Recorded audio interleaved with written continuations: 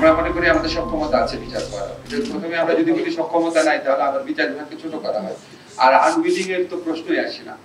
Second হচ্ছে যে হাইব্রিডের ক্ষেত্রে আমরা একটু ইনভেস্টিগেট করেছি। যেমন আপনারা জানেন কম্বোডিয়াতে যে বিচারটা হয়েছে, সেখানে খেমা রুজের যে লিডার ছিলেন কিউ সাম্পান, খুব কুখ্যাত মানুষ ছিলেন।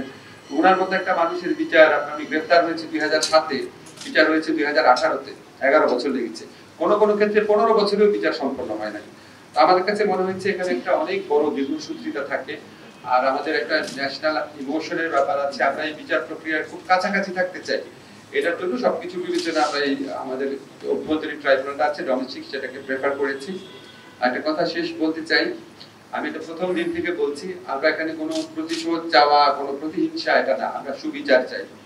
আপনারা নিজের চোখে দেখেছেন কি ভয়ঙ্কর হত্যাকাণ্ড ঘটেছে। আমরা কখনো বিশ্বাস করতে পারতাম না যে মানে একটা দেশের মানুষ আরেকটা, মানে একটা দেশের, আমি একটু বলতাম করে, একটা বৃদ্ধ প্রজন্ম একটা তরুণ প্রজন্মকে উন্মত্ত ভাবে খুনের নেশায় নেমেছিল।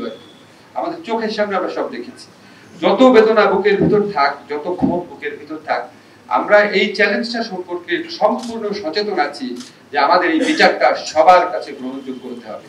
আমার বুকের ভিতরে যত কষ্ট থাক, যত হতাশা থাক, যত আপনার ক্রন্দন থাকুক, ক্ষোভ থাকুক, বিচারটাকে অবশ্যই আমাদের সবার কাছে গ্রহণযোগ্য হতে হবে। আমরা সচেতন আছি, আমরা একটা ডিপলি পোলারাইজ সোসাইটিতে বাস করি। আমরা সচেতন আছি এই দেশে বিচারের নামে কি ধরনের অবিচার হয়েছে অতীতে, আমরা সবকিছুই জানি, এবং এই জন্য আমরা সচেতন আছি যে এটার প্রতিফলন আপনারা আমাদের বিচার কার্যের মধ্যে দিয়ে দেখবেন। আমরা সর্বোচ্চ ভাবে চেষ্টা করব শুধুমাত্র আগের যে ইন্টারন্যাশনাল ক্রাইম ট্রাইব্যুনাল একটা বিচার যে আছে, সেটার চেয়ে তো অবশ্যই অনেক গুণ ভালো, নিরপেক্ষ, গ্রহণযোগ্য বিচার হবে। আমরা চেষ্টা করব আন্তর্জাতিক বিশ্বের কাছে এবং এখানে বাংলাদেশি যারা প্রতিটা মানুষের কাছে যেন এই বিচার গ্রহণযোগ্য হয়। যেসব নেতারা বা যে সমস্ত ব্যক্তিরা এখানে বিচার কার্যে সম্মুখীন হবে, তাদের যারা সমর্থক আছে, তাদেরও যেন মনে হয় হ্যাঁ সত্যি উনি অন্যায় করেছে বা উনি অন্যায় করে নাই, তারাও যেন কনভিন্স থাকে। আমরা এই সমাজে আর ক্ষত চাই না, বিভাজন চাই না।